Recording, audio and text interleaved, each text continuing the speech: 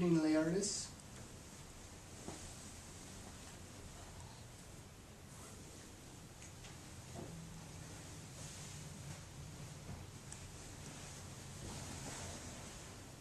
Now, must your conscience my acquiescence seal, and you must put me in your heart, for friend, see if you have heard, and with a knowing ear, that he which hath your noble father slain pursued my life. It well appears, but tell me, why you proceed against these feats, so criminal in nature, as by safety, greatness, wisdom, and things else, your man is stirred up? Oh, for two special reasons.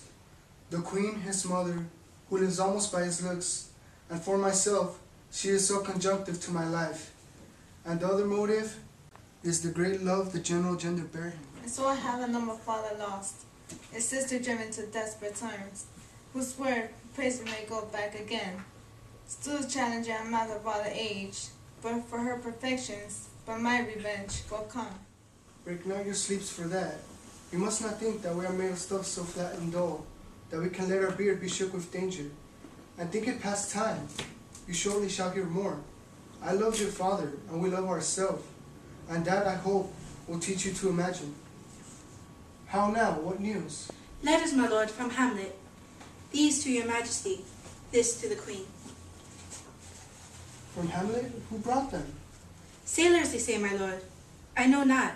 They were given me by Claudio. He received them of him who brought them. Laertes, you shall hear them.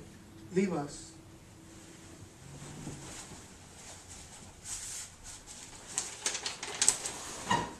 High and mighty, you shall know I am set naked on your kingdom. Tomorrow shall I beg leave to see your kingly eyes, when I shall first, asking your pardon, thereunto recount the occasion of my sudden and more strange return. Hamlet. What should this mean? Have all the rest come back? Or is it some abuse or no such thing?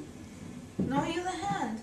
'Tis Hamlet's character naked, and in a postscript here he says alone. Can you advise me? But I am lost in it, my lord. The very sickness in my heart, that I shall live and tell him to his teeth. Thus didst thou. If it be so, Laertes, as how should it be so? How otherwise? We will be ruled by me? Aye, my lord. So you now will remain to a peace.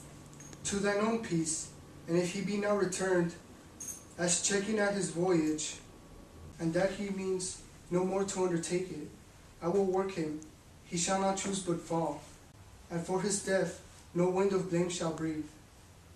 But even his mother shall uncharge the practice and call it accident. My lord, I will be ruled, that rather if you devise it so, that I might be the organ.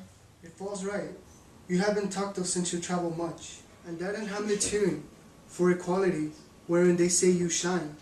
My sum of parts did not together pluck such envy from him, as did that one, and that in my regard of the unworthiest siege. What part is that, my lord? A very ribbon in the cap of youth. 2 months since, here was a gentleman of Normandy, as he had been in coaxed and demi-natured. With the brave beast, so far he topped into my thought, that I in forgery of shapes and tricks, come short of what he did. A Norman was it? A Norman? Upon my life, Lamort. The very same. I know him well. He is brooch indeed, a gem of all nations. He made confession of you, and gave such a mastery report. For art and exercise in your defense, and your rape were most especially. He cried out, "'Twould would be a sight to see, if one could match you." Thus the screamers of their nation. He would not have neither motion, guard, nor eye, if you depose him. So in this report of his, Hamlet so edwarded him with his envy that he could do nothing but wish and beg. Your sudden coming o'er to play with you. Now, out of this, What at this, my lord? Laertes, was your father dear to you, or are you like the painting of a sorrow, a face without a heart? Why ask you this? My, it's getting dark out. Servants, turn on the light. Not that I don't think you did not love your father, and that I see in the passage of proof a kind of wick or sniff that will abate it, and that nothing is like goodness still. For goodness still, growing like pleasure dies in his own too good. That we should do, when we do, for this wood changes, and that hath abandonments and delays as men. That hurts by easing, but by the quick of thy ulcer, Hamlet comes back.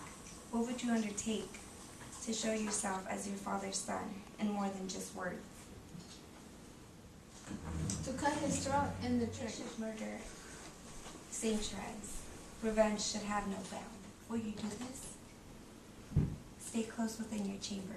Hamlet returned. Will put on those shall praise your excellence, and put a double vanish on the fame, and place a wager on your heads. He, being remiss, will not pursue the foes, so with ease, a sword unbaited, pass him and require your father.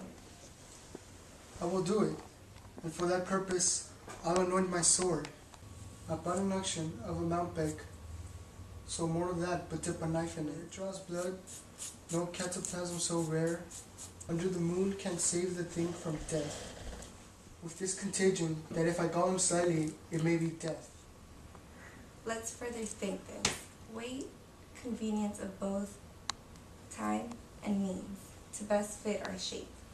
If this shall fail, and our drift looks through our back performance,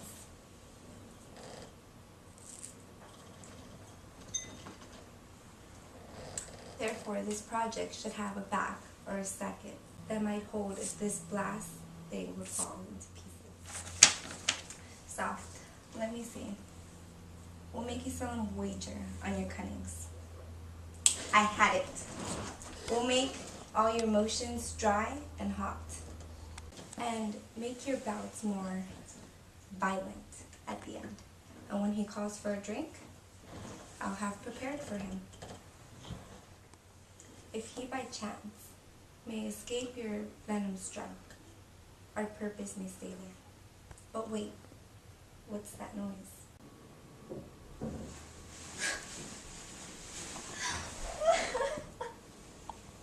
What troubles you, my lady?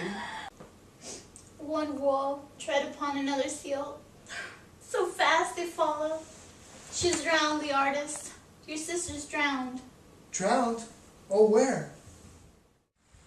There's the willow grows ascant the brook, to show his leaves in the glassy stream. Therewith fantastic garlands does she make of crow flowers, needles, daisies, and long purples.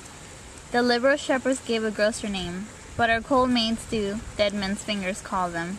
There on the pen it brought her coronet weeds, clamoring to hang on an envious sliver brook, when down her witty trophies and herself fell in the weeping brook.